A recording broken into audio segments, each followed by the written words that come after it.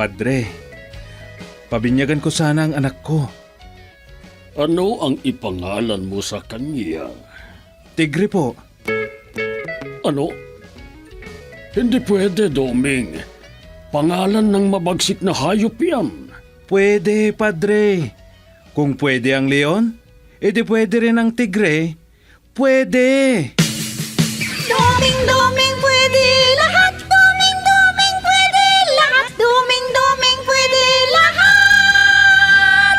Doming! Pwede lahat.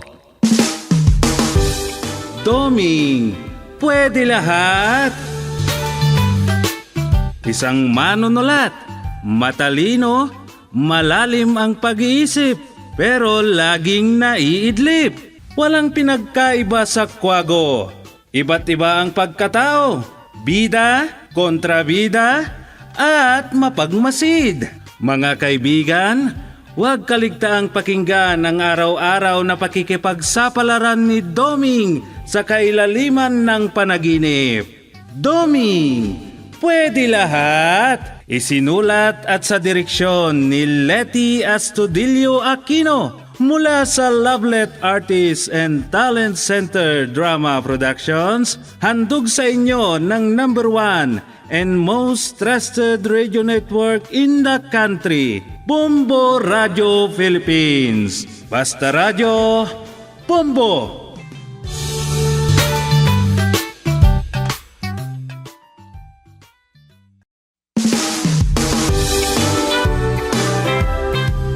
At ngayon, inyong pakinggan ang pakikipagsapalaran ni Doming sa ilalim ng panaginip. Narito ang kwento na ating pinamagatang Ang mga byudo at byuda sa Barangay Hingalo. Dito sa ating dula, Doming, pwede lahat.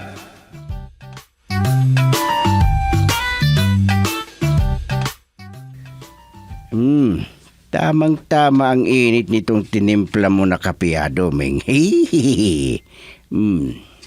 Ano ba naman kayo? Magkakape na lang kayo, pinupuri niyo pa ako.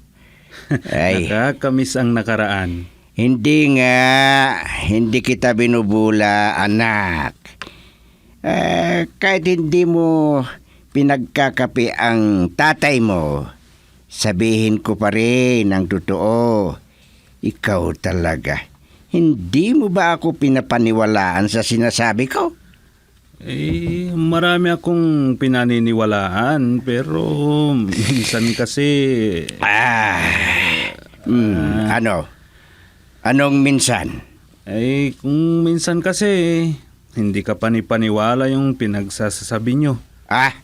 Sobra na kasi ang pagpupuri nyo sa akin na manugang ninyo. Naintindihan ko na, pero baliktad ang sinabi mo, Doming.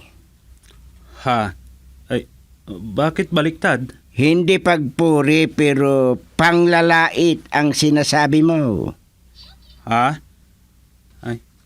Naintindihan niya. Anong panlalait, itay? Hindi ganyan ang ibig kong sabihin. Ganito sa... Nako. Huwag na tayong magpurihan. Alam mo kasi, ganito yan. Bigla siyang nagseryoso. Ano yon, Day? Sige, huwag mo akong tularan. Nung nagseryoso ako, nagseryoso ka din.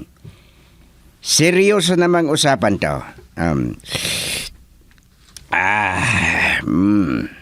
Saglit lang, para ubusin ko tong kape ko kasi lumalamig na. Sayang ang aroma niya. Sige, habang mainit pa, itay. Seryoso na siya. Alam ko namang masakit ang loob niya sa akin, manugang niya.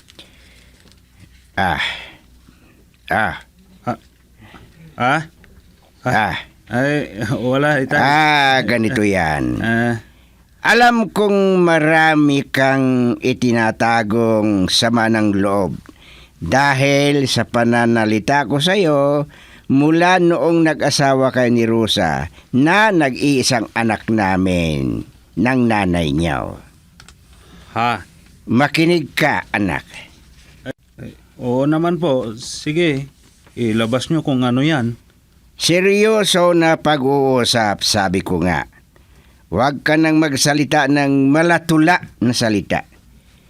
Baka kung hindi mapigilan ang nararamdaman ko magtula ako ng di oras.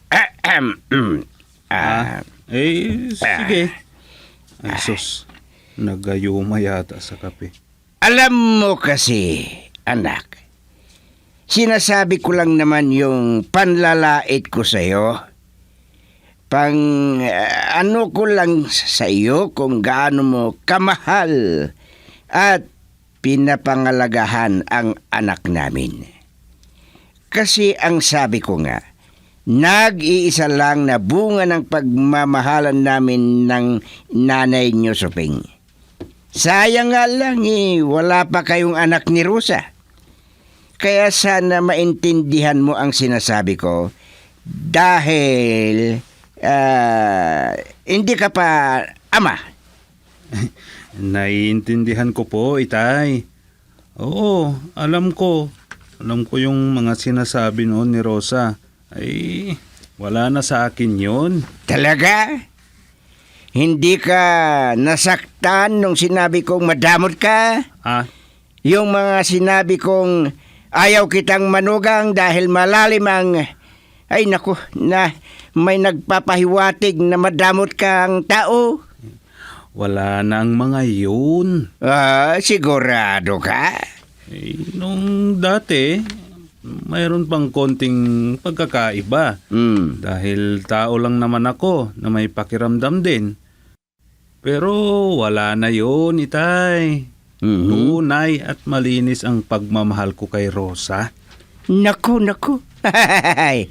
Mas maganda nga kung marinig niya yan, anak. Oo nga, itay. Seryoso ako sa sinasabi ko. Sige. Ituloy na lang natin ang pagkape. Hey, naubos ko na yata. Anong nangyari sa ganito? Bakit, itay? Lahat ng ito, sa ganitong kalagayan ko, may pagkakataon na nag-iisip ako. Iniisip ko kung anong epekto ko sa mga taong nakapaligid sa akin, lalo na sa iyo bilang manugang ko. Kaya naalala ko ang mga pinagsasabi ko sa iyo tungkol sa pagpapakasal mo kay Rosa. Ano? At may pagkakataon na nasaktan ako dahil alam ko ako'y may kasalanan sa inyong pamilya. Ay, sus, itay. Yan lang ang iniisip nyo, pero wala na sa akin ang mga yon. Wala na kayong dapat ipag-alala. Talaga? Napatawad nyo na ako? Ay kung sakali. Gusto kong matiyak na iwanan ko kayo na wala akong kasalanan. Ano? Ay, sus, itay. Kung ano-ano ang sinasabi nyo, wala na ang mga yon, sabi ko nga. Ay, sandali lang. Uminom muna ako ng kape. At saka magtimpla pa tayo ng magkape pa tayo. Ay, nako. Sige nga, bitin ang kape ko.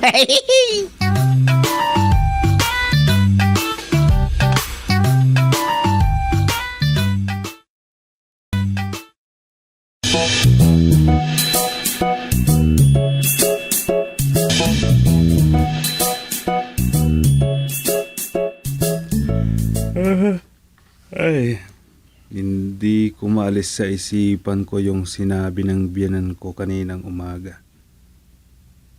Ano ba yun? Corny? Pero maganda naman. Yung mga sinasabi nilang corny, yun pa yung masarap pakinggan. nakakabighani. Parang halimbawa yung sinasabi natin na I love you o kaya mahal kita sa isang tao na sasabihin mo sa isang tao na mahal mo. Medyo mahirap ngang sabihin kasi parang nakakahiya. At minsan, hindi mo na rin kayang ibalik yung nararamdaman. Ay, trabaho pa ako mamaya. Kahit 2:00 na ng hapon akong pupunta sa barangay hall. Tamang-tama. Dahil may hearing tungkol sa mga tinatawag na queen dito sa barangay. Ano nga ba yung mga magkakasama na magkukumari? Ay, ang ganda ng samahan nila. Pero ngayon, nag-aaway-away din sila. Talagang inaantok na ako.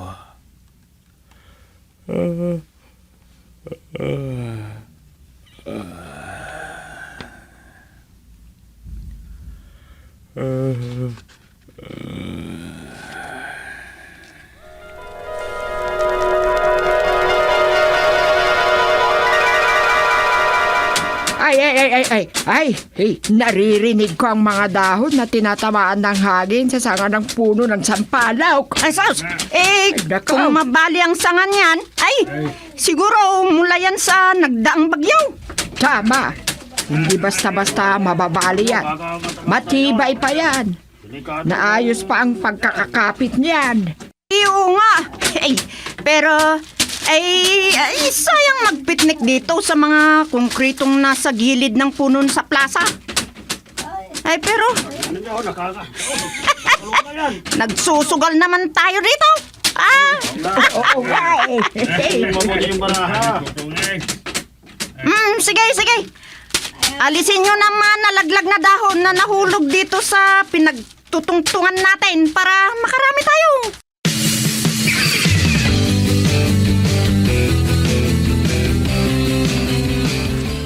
Anong sinabi mo, Kagawad Doming?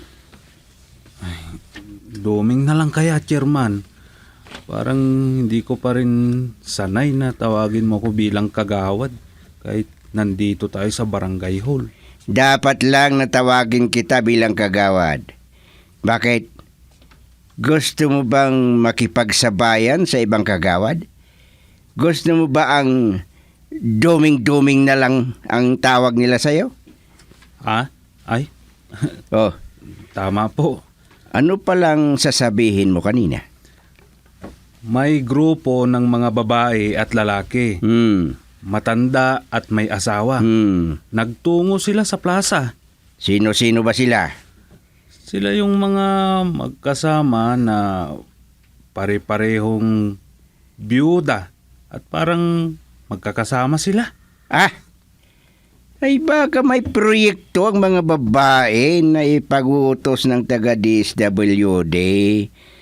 Aktibo kasi si Mrs. Calap sa Women's Federation.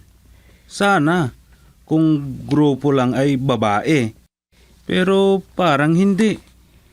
Kasama rin dito ang mga tambay na pare-parehong byuda. Baka mayroon silang asosasyon para sa mga byuda at byudo. Kung ganun man, ay ayos lang.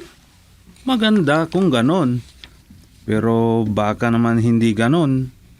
Naririnig ko kasi ang mga sinasabi nila tungkol sa sugal.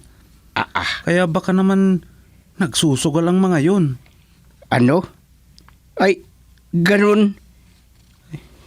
Oo talaga, ganon, Chairman. Nakipag-usap ka na ba sa Chief Tanod para i-check yung runda nila? Ayokong may hindi maganda na nangyayari sa barangay natin. Oo, Chairman. Susunod ako sa kanila.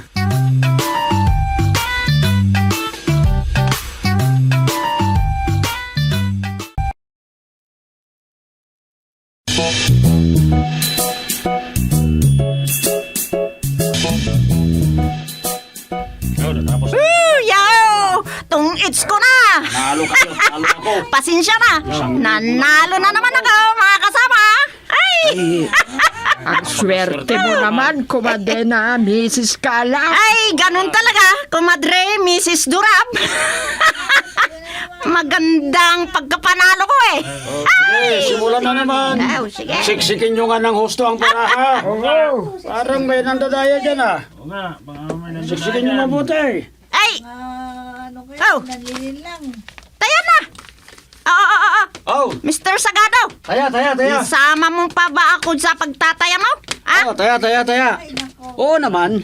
Oo. Taya na kayo. Alam ko naman na may mga anunsyo pa dito sa tungitan. Ay, sige na, taya. Ano ba ang malakas na numero? 18, parisan na nyo. Sige, kalagyan natin. Mabilis magtaya at naguguluhan ng mga kamay ko sa pagsiksik ng baraha. Sige na, mga kasama. Mamaya na yan, Mother Beautiful. Mamaya na yan. Huwag mo nga akong guluhin, Mr. Sagado. Ano? Naku naman. Inulit mo pa yung palayo ko na Mr. Sagado. Sagayo ang apelyido ko, hindi Sagado. Huwag mong gawing biro, Mr. Sagado. Nako, parang... Karap ang apelyido ko, hindi Kalap. Ang asawa ko ang may apelyidong Kalap. Ay, nako, ganyan pala, no? Eh, magaling ka daw magkalap sa mga bagong balita. Dapat siguro, maging reporter ka sa radyo. Tigilin nyo na yan. Magtaya na kayo para makaalis tong si Mr. Sagado. Mr. Sagado ba? Sige, taya na. Magsulat ka na, Mr. Sagayo. Oh, sige Umalis po, ka na kasi tutuloy ko. istorbo ka sa pagsusugal namin. Maganda na po ang polyeto ko. Maghinday ka muna, Mr. Sagado. Walang na kayo. Ngayon pa lang, 18:30. parang hindi mo nakikita si Mrs. Durab eh. Bagay na bagay sa kanyang make-up niya ngayon ah. Kanina pinapansin ko pero no pansin naman. Baka merong pagkakaintindihan yan. Baka merong... Parang nangangamoy na ah. Ay nako. Oo mga kasama. O sige na. In relation, sabi yata nila kanina. Kasi tumatagal na si Sagad na sweet lover ng Barangay Hingalo. Ha? Yun nga. Shucks. Oo nga no. Ako na naman ang nakita ninyo. Si Mrs. Kalap ang sinusubaybayan ni Mr. Sagado. Ay nako. Ay oo nga naman ano. Ay, hindi tama ang sinasabi mo, Mrs. Durab ah. Huwag mong gawing biro kasi baka ikaw pa yung mawalan ng kredibilidad tungkol sa apelyido ng asawa mo, Durab. Ay, huwag mong gawing issue yan. Kasi ikaw naman ang unang nanggugulo, Mrs. Kalap. Ay, karap ang apelyido ng asawa ko ah. Hindi Kalap, ha? Ay, so, Nahamon mo ba ako, ha? Nako. Ay mag-aaway na sila. Ay nako. Away na ko lang ang ulan yan. nag-away kayo. Ay nako. Mag-away pa yata kayo dahil sa akin. Sige, mamaya na nga lang. Magpapataya muna ako. Sige, ituloy na natin ang tungtungitan natin. Sige, tuloy yung sugal.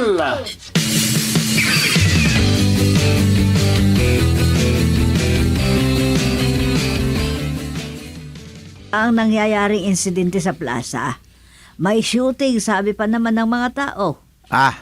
May artista bang nag-shooting dito sa barangay natin? Walang artista. Pero may mga gustong maging artista. Pang-famas pangaaraw ang mga iyon eh. Ano? Ang sabi nila, mga Queen of Tong Age daw yung mga naroroon. Naglalaro sa tabi ng sampalok sa plaza. Tapos, nagkaaway-away daw sila. Talaga? Sino-sino naman away ngayon? Si Mrs. Durab at Mrs. Karap na may palayaw na Mrs. Kalap. Nag-aaway daw sila sa plaza hanggang sa nagkagulo sila. Nagkakagulo na naman yung mga byuda? Nagsimula ang Tong Age hanggang nauwi sa isang love triangle daw. Nagpunta raw kasi si Mr. Sagayo alias Mr. Sagado o sa madaling salita, Mr. Sagad. Ah, ganun ba? Hindi ba tinatanong ng kobrador yung ibang balo o byuda tungkol sa laro nila? Oo. At dito nagsimula yung gulo. Yung tong-it season, nung dumating si Mr. Sagad o Mr. Sagayo, adun ng umpisa. Ay, ano naman ang nangyari? At kung magpatuloy pa yung tong-its nila, bakit hindi nila itigil? Hindi raw nila maintindihan. Ay, libangan daw nila. Walang magagawa. Sabi nga nila. Siguro naman may dahilan sila para magtuloy-tuloy, para naman nagkakasunduan sila. Iniisip ko rin yan. Kaya nga balak ko na rin na pumunta sa plaza at tignan ko sila. Oo nga, baka tama lang na magpaliwanag din doon. Sinabi nga nila sa akin yung tungkol sa laro nilang tong-its. Kahit na hindi daw sila nagkakalituhan, pero posible bang magpapatuloy pa yun? Yun na nga, hindi pwede. Baka magkaproblema pa sila. Ay, kailangan higpitan niyo ang mga yun. Tingnan niyo ang mga ginagawa nila. Ay, kayo ang mga barangay officials. Kayo magtulungan para ma-resolba ang problema sa mga yan.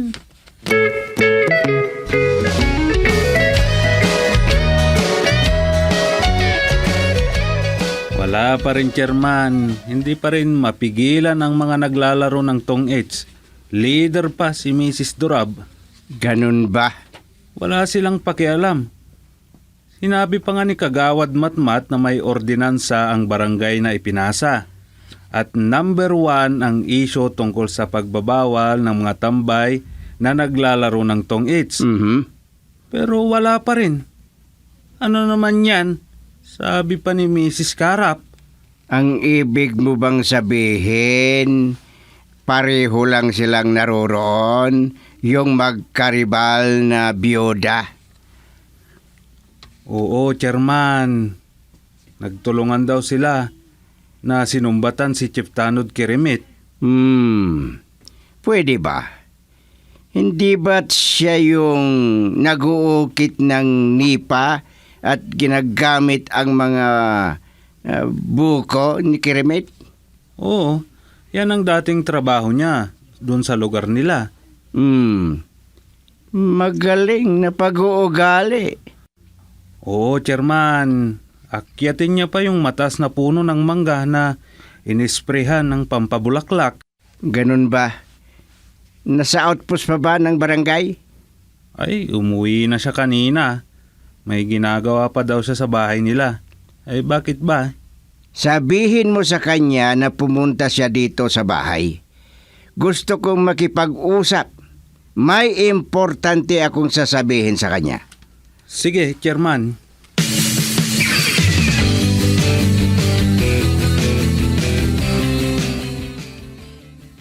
Nilalagnat si Kirimit, Chairman. Hindi ko naman nalaman agad para nagsama ako ng barangay tanod para siya na lang ang kasama natin. Sabihin mo lang kung natatakot ka sa mga tao dito sa plaza, Doming. Ah? Hindi, Chairman. Pero ano nga bang dapat nating gawin dito sa plaza? At dito pa mismo ang tambayan ng mga naglalaro ng tong-its. Ganun nga. Tignan mo naman yung sanga na, ayan, tignan mo. Hindi naman ganun kataas, di ba? Ah? Oh, Iyon? parang bali. Parang bumaba nga. Hindi naman kasi yan bababa. Siguro nasira lang, Chairman.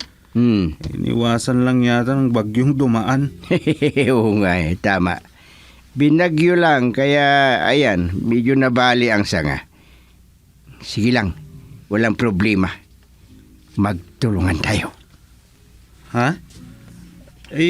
Ano ba ang gagawin natin dito sa plaza? Wala na. Hayaan mo na yan. Sinabi ko na dapat may gagawin tayo dito. Pero si Lord na lang ang bahala. Ano? Mahirap magkasala laban sa Diyos, kaya magtulungan na lang tayo. Tay, Halika na. Baka kung makita pa natin ang padre na walang ulo dito sa plaza. ha? Bilisan mo!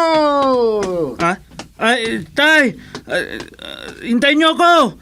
Tay!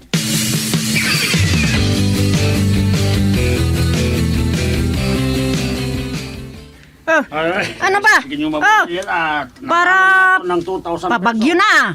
Pero nandito pa tayo at naglalaro ng tungits. Oo nga. Pero teka, last round na to ah. Oops! Tong-its ko na! Ay, talaga. Ako na ang tong-its queen nyo. Ay sus, hindi pa ikaw ang queen. Kasi ako ang susunod na maglalaro ng tungits. Ay, nako, sinong kwen? Tapos na ang round. Uuwi na tayo at baka dumating pa ang bagyo. Hindi pa, may isa pang round. Sige na. Sige, siksikin nyo mabuti. Ah, Nako, talo. Mauhulog na yatang sa ng sampalok.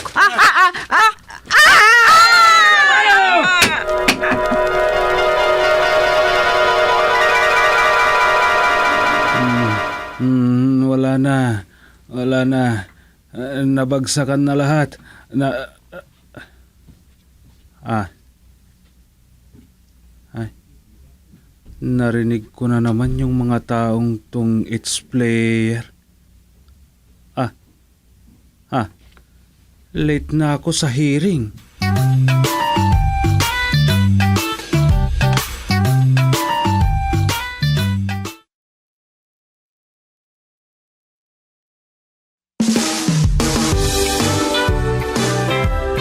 At diyan nagtatapos ang isang kwento sa pakikipagsapalaran ni Doming sa ilalim ng panaginip.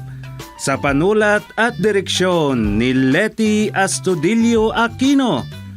Handog sa inyo ng #1 and most trusted radio network in the country, Bombo Radio Philippines. Basta Radio, Bombo!